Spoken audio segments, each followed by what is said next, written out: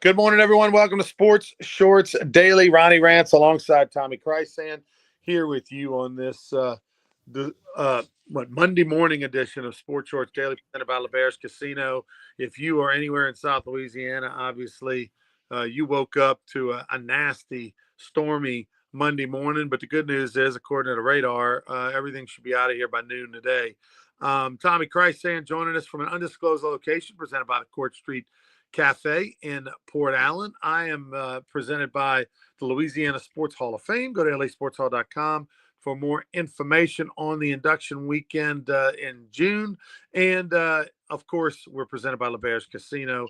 LeBear's Casino, 18 steak for those specialty events, one of the great restaurants in the city. Edge Lounge for those nights out, Thursday, Friday, Saturday. Go have a great time. And then, of course, all the great events and betting going on at the ESPN Bet Sportsbook. So TK, the LSU women's basketball season comes to the end. They make the Elite Eight. LSU baseball sweeps Mississippi State. They've now won 6 in a row, and well, no, they haven't won 6 in a row. They're 7-2, 7-2. By the way, the haves and the have-nots in the SEC this year in baseball so far through the first 3 weekends. You're either having a really good year or you're having a really bad year. Not a lot in the middle. The Final Four is set. First time number one seeds have been in the Final Four in quite a while. And some big decisions this week for the NFL. The owners are meeting. They've got some rules to go over. We'll talk about that. Pelicans can't wait for the season to get over with. They are 21-54. They've got 8 games left to go in their regular season. They have the 4th worst record in the NBA. That means a lot of ping pong balls in the hopper. And the MLB torpedo bat is taking the world by storm. We'll talk about that. But first off, Kim Mulkey's team down by 4, 2.5, 3 minutes left to go in the game. Controversial play, ball goes out of bounds. Looks like it should have been called LSU's ball, so they should have had the ball down 4 with the momentum. Call went against them, and really from that point on, UCLA ran away with it. Look, a lot of people have made a big deal out of that missed call. I'll go with what Skip Burtman used to say. Hey, guys, listen, we got to be up 4 runs before the umpire screws us. I mean, it's not their fault. I mean, they're not going to be perfect. You know, they're barbers, they're bakers, they're butchers. They're not umpires. It's not what they do for a living. This is not the only thing they do. They do other things, just like referees. So, look, UCLA was the better team yesterday. They were the better team all season. They were a better team all game, really. LSU lost, but at the end of the day, they made it to the Elite Eight. It's about what the preseason expectations were for this team. And I think at the end of the day, they had a good year. They had a really good year. Yeah, I mean, 31-6. A lot of teams like to be 31-6, and I think a lot of people said, "Hey, they should make the Sweet 16," and they go a little further. That's nice, but I'm sure Kim Mulkey, wanted to win another national championship. Don't know if she knew if she had the team, but interestingly, Flojae Johnson talking about maybe coming back, and of course, she makes more money off the court than she would if she went to WNBA. So I wouldn't be surprised if she came back. Again, no official announcement yet. But Kim Mulkey's going to keep this machine rolling. Getting to the Elite Eight is good. You lose to the overall number 1 seed in the tournament, although the UCLA women have never been to the Final Four till now. So, I guess you got to give them credit. I mean, they're there. They were the number 1 seed, and they end up beating LSU by 7 points. Line was 4.5, 5.5, depending on where you looked. But a good season for Kim Mulkey and more for her to build on with the Tiger basketball program. If I'm Flojae Johnson, I don't know why I wouldn't come back. That's what your boyfriend's, Hilton, the wide receiver. You got a very public relationship that seems to be going well.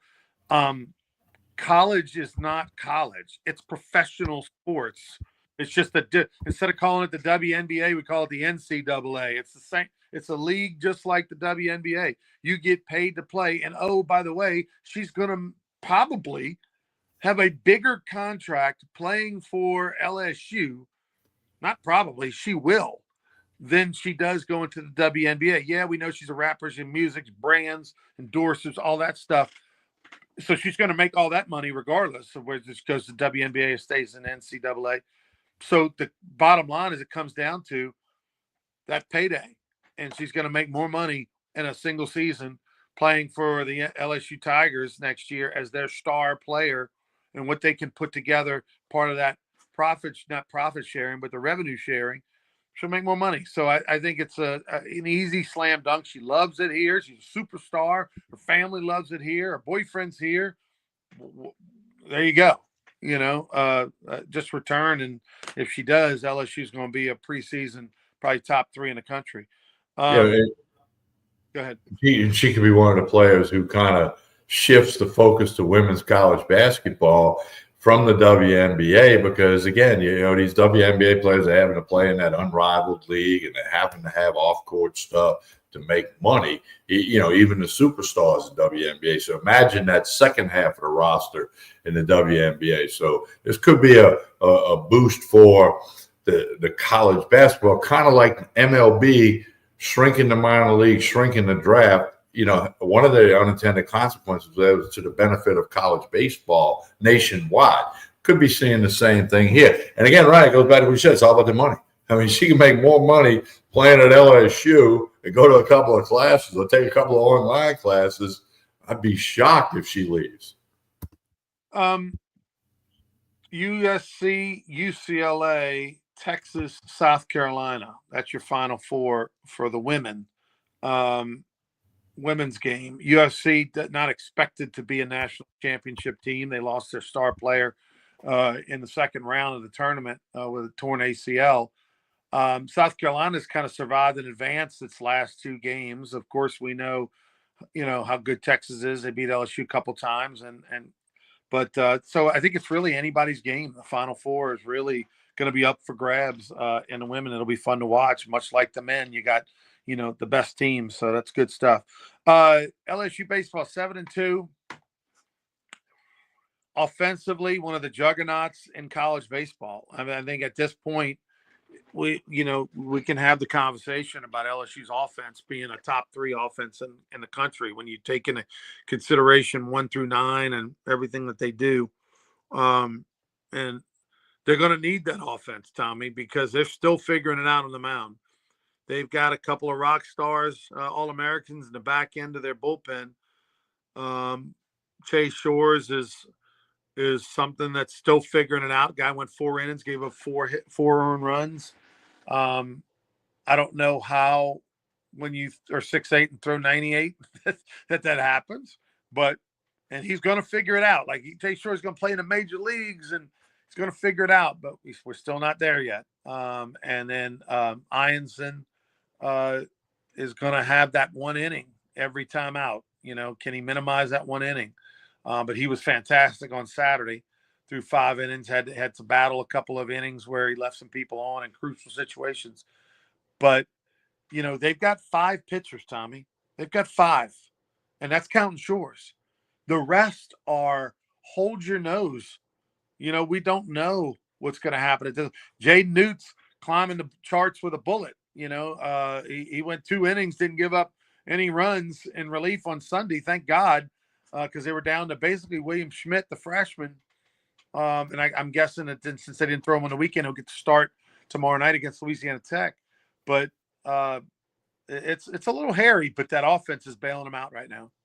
Well, I like the term you used last week, they're coin flippers. I mean, you don't know if it's going to be heads or tails. And that's, I think you're spot on with that. Ronnie, it's not just 1 through 9. They got another 5 or 6 guys who can be part of the 1 through 9, whether it's lefty-lefty, righty-righty kind of thing, or it's just, a hunch from Coach Johnson, or, like Braswell playing third late in the game for defensive purposes. I mean, the offense is fine. Okay, if the pitching comes around, I mean, tomorrow's April 1st, and we're basically, a third of the way through the SEC schedule. So if they can figure it out, I mean, the sky's the limit for what this team could maybe accomplish going forward.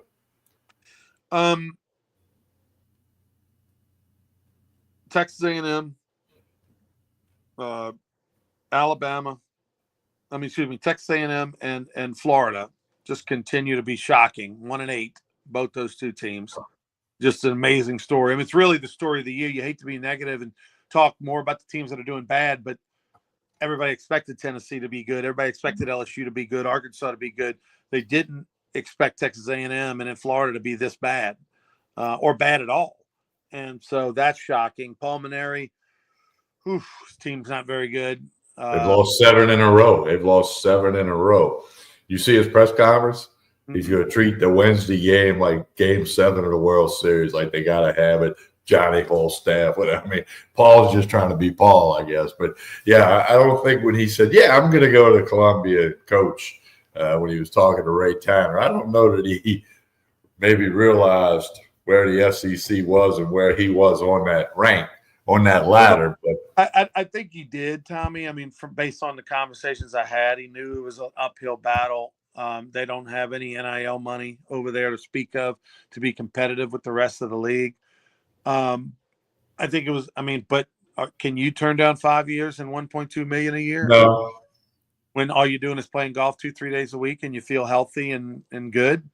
So I think he knows what he's up against, and I think he knows that if he doesn't win, he's only going to be there 2 or 3 years. But he'll have made $3.6 million, and he'll have scratched that itch. And he'll be 70 years old, and it'll be time to hang it up and get back on the golf course. But I don't blame him for doing it. I just know it's got to be tough for him because he's won everywhere he's been, whether it be at St. Thomas University in Miami or Air Force or Notre Dame or LSU, and to be somewhere where you're at the bottom of the conference and it doesn't look like there's a solution in sight is got to be difficult for a guy like a Hall of Fame coach like Paul Mainieri. The NCAA, when was the last time all number 1 seeds were in the Final Four, Tommy? 17 years ago, and it was also in San Antonio that day. So that's kind of oogie, if you will. But 4 number 1 seeds, and Ronnie, one of these 4 coaches is going to get his first title as a coach. None of them have got a title yet. Now, John Schreier, the Duke coach, has one as a player, and he would join. Bobby Knight had one as a player and a coach. There's a couple other guys, and there's lots of guys who played in a Final Four and coached a national championship, Dean Smith being one. But so a lot of storylines. The Florida game will be first, 5:00 Saturday. They're a 2.5-point favorite over Auburn. Duke is a 4.5-point favorite over Houston. That game will be 45 minutes after the first game. So short lines, if you will, 4 number 1 seeds. I mean, like the women, it's going to be I'll steal your term, coin flipper. It's a coin flip as to who wins the women's title and or the men's title. Well, I'm really interested to see both of these games, but particularly Duke and Houston. Duke was the team that I picked in my head at about 2-3 months ago. I thought they were going to win the national championship. I mean, that's what I thought. But I bet Alabama plus 7.5 because Alabama literally played. They're a great team. They played as well as you could possibly play in college basketball in the Elite Eight, in the Sweet 16. And then they go to play Duke, and Duke just dominates Alabama. They weren't. And so that, that shows you, wow, you just beat the hottest team in the country, played its most perfect game, and yet you lost. I mean, you dominated them. So Duke is who we thought they were, and then Houston was super impressive and dominated their Elite Eight matchup. So, both those teams are on a high, and Florida and Auburn have been really good all year. Auburn's been near the top, so it's going to be a great Final Four, 4 number 1 seeds, and so you're going to really get the true champion in a year where there's been no upsets, in a year where there was no double-digit runs to the Final Four or anything like that. Here you are stamping it that the haves and the have-nots, that divide's going to get bigger. Yeah, I agree. That's the point. And we talked before the tournament started. Like I told you, I did my bracket. It was chalk and FCC. Well, I got 2 of the Final Four teams correct, but my national champion's out. And my bracket's, terrible in the big picture. But the chalk and I think, every year is different, but I think going forward, because of the haves and the have-nots and the money that you just talked about, men's basketball, women's basketball is going to become a chalk thing. Then every now and then you're going to have 9 or 10 seed that, jumps into the picture into the Elite Eight or Sweet 16 or Elite Eight. So that's what it's going to be. It's all about the money. Like we talked about it. If you got the money, you're going to have a shot. So the NFL this week, it's a big week in the league. They're voting on some rule changes and things. It's always a fun time for the fans. You have to have a 3/4 vote to overturn an existing rule and change it. Talk about the two big ones that we're going to be watching. The biggest one was proposed by the Green Bay Packers, the tush push, Philadelphia Eagles, boom. Okay, they're trying to change the rule to say you cannot push a player from behind who takes the snap from the center, which I guess means if you went around and somebody was piled up, that offensive lineman could still go in there and try to push the pile forward, which we see all the time. But the tush push, there's a lot of legs about banning it. They'll vote tomorrow morning, Tuesday morning, on whether to ban the tush push and put some details in there. And, I think the biggest thing is nobody wants to practice it or practice against it, because you don't want to get a key player hurt on a Wednesday afternoon when you're preparing for the upcoming game. So I don't know which way it's going to go. Dan Patrick, who I'm a big fan of him, he thinks it's going to be voted out. Got to have 24 to 32 owners to say, it becomes an illegal play. Not that the only thing legal about it, years ago, you couldn't push a player from behind. That got changed. So then all of a sudden, here come the Eagles with the tush push. Keep in mind, Kellen Moore, the New Orleans Saints, is in favor of the tush push. He was a part of the Eagle thing with Jalen Hurts, et cetera. And, and that was, on his play sheet every game. So, not that he's going to, he may be telling Gail Benson, hey, vote for this, because I think it's possible a good thing. The other big change is, and we'll let you get back. Well, you got something on the tush push? Well, my thing on the tush push would be that, if the rule change simply becomes that whoever takes the ball directly from the center can't do the tush push, then they'll line up a running back literally 1 foot behind the quarterback. He'll turn around, hand it to him, and then they'll all be pushing him like a rugby scrum. So, I don't know if there's more language than that, but I personally, think they're just going to work around it from that way. Now, that does give the defense an extra second, right? The guy's got to take the snap, hand it to another person that's right there. But you throw a big fullback in there, and then as soon as he takes the ball, there's Jalen Hurts and two of his teammates pushing him, or another running back pushing him. That's or you put the two backup offensive linemen who weigh 335 each and let them push. Yeah, and the other part of it is this is a play that maybe happens once or twice a game, and certainly there's a lot of games when it does not occur. You don't get the 4th and inches or the 3rd and inches or the goal to go from the width of the football, the length of the football from the goal line. It'd be interesting to see. The other thing, they're talking about it on the kickoffs now. If it's a touchback, bring it all the way out to the 35. It used to be the 20, went to the 30 with this new kickoff thing. And then now they're looking at maybe making it to the 35 to try to encourage the kickers to hit it into that landing zone and have a few more returns and excitement into the game. And they're also going to vote, this is not as important, on the onside kick thing, where you would have the option of a 4th and 15 play from your own 35-yard line. And if you succeed, then you keep the ball. There's a couple of things that's all going to go down tomorrow morning. So when we come back Wednesday for Sports Shorts Daily, we'll have more info. But it'll be curious to see what happens.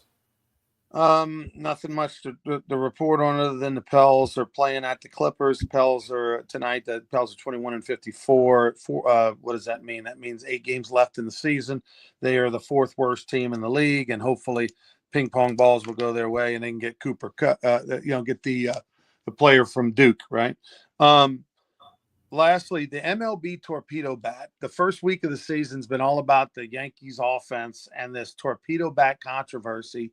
If you haven't seen it, it is basically an oddly shaped bat where it looks more like an egg. It looks like there's an egg knot in the bat, because what they did was they moved the sweet spot a little bit lower, a few inches closer to the hands, and then they tapered off the end of the bat so that it's a little narrow towards the end of the bat. That way the bat can be lighter.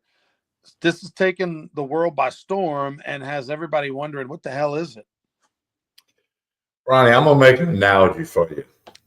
You remember when the Wildcat jumped in the NFL, the Wildcat formation, and everybody was doing it? Okay, that's going to be the torpedo bat. It'll be around for a couple of weeks. Only 2 players are using it. Will some others try it? I guess. I don't know, but I don't think it's anything that sustains because, as you know, if you change the sweet spot on a bat, even though it's the same weight, it's a different swing. And I don't know if 700 and something major league hitters want to change their swing. I mean, it's tough to get a hit in baseball. We know that. Okay, look at Rafael Devers. By the way, Ronnie, he's 0 for 16 to begin the season with 12 strikeouts. Dylan Cruz struck out 8 times in a row over the weekend over a 2-game period. I mean, Major League pitching is pretty good. And I don't know that the torpedo bat is going to solve things. Well, I think it's it's an interesting situation. I myself, if I was a player or a young player, I'd want to swing it just to see what it's all about, right? Well, they'll try. I think they get in the cage and say, "Hey, let's see what this is all about." But I don't know that you go to the plate with it. I'd be curious to see how it unfolds. The concept is what the concept is, right? That and it's like Marucci, for example, made a name for themselves and burst on the scene 20 years ago because they were the first to the party where they would custom make a bat for you on that laser lathe, right? They would make Louisville Slugger had different models, and you just picked the model and you held it in your hand, you swung it a little bit, and you said, "Oh, okay, I like the D80 model. I'm gonna use that one." Whereas what Marucci did was they said, "Okay, well, take the D80 model, swing it a little bit, and then tell me how you would want to, and the guy comes back and says, can you make it a little lighter? Can you make make the knob a little thinner, or can you shave this a little bit?" And then they would shave it and what do you think about that? Okay, great. And then what they did was they locked in that bat, and that became the Ronnie model. And that way Ronnie could get that same bat every single time, as opposed to ordering the D80. It's not exactly perfect to what you want. It's the closest thing to what you want. And then you get a dozen bats in a box, and 9 of them you love, and 3 of them feel a little funky. This way you're consistent. That was what kind of put Marucci on the map 20 years ago. Well, now, what if, Tommy, you go swing the bat in the cage with all the microbes and all the sensors and everything on you, and you find exactly where you hit the ball on the barrel 95% of the time. And if that happens to be a little off or a little up, you move that egg knot to where you hit the ball more. And I think that's where you're going to see the torpedo bat move to, and other companies maybe do it unless they've got some sort of patent on technology, which doesn't seem like they would. You just simply are moving the sweet spot a ½ inch or an inch up or down, depending on where you have a tendency to hit the ball the majority of the time. Ronnie, in sports, people have always tried to get an edge. I don't care what sport, what age. If you can figure out a way to get an edge to make yourself better, to have a chance of success be higher, maximize your performance, you're going to do it. So the analytics, some people are more of a fan of analytics or not, but if the science behind it hitting now, I mean, Ted Williams wrote the book, The Science of Hitting. Little did he know what it would become. But you're right. If they can figure out a way for Volpe or the Yankees or whatever player is going to have a better chance to get a hit, and it's within the rules, they're going to do it. I mean, there's no question about it. They're going to do it.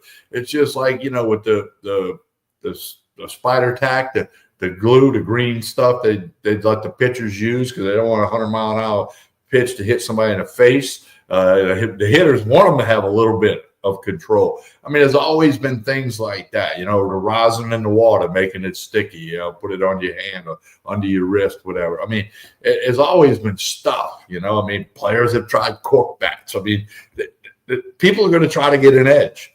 And if the torpedo bat is according to the rules, which when I read up on it last night, it does conform to the rules. It looks different. They don't care about what it looks. They don't care about what anything looks like. They want to know if they can get a hit and help the team win. That's all they care about. TK, we'll be back on Wednesday morning for more Sports Shorts Daily, presented by LeBears Casino, the place to go for all your Final Four action. Great place to watch the games, eat some good food at the ESPN Bet Sportsbook. Tell us about Court Street Cafe as we get out of here. Well, they're open 6 days a week, Monday through Saturday, breakfast, lunch, dinner, steak night on Saturday. Obviously, I'm not there today. That horrible weather this morning. There's power outages all over in Baton Rouge. In fact, many schools have now been closed. I just got a text that the Most Blessed Sacrament is not going to reopen because they can't get power back till 7 p.m. estimated. So Court Street Cafe, they still got breakfast, lunch, dinner. Jason and the staff do a good job. 805 Court Street in Port Allen. We want you to check them out real soon. And I'll be back out there either Wednesday or Friday. I don't know yet, but do check out Court Street Cafe in Port Allen. You'll be glad you did. For Tommy Christ saying, I'm Ronnie Rance. Thanks for watching. Please like and share this video, and we will see you on Wednesday, everybody. Have a good one.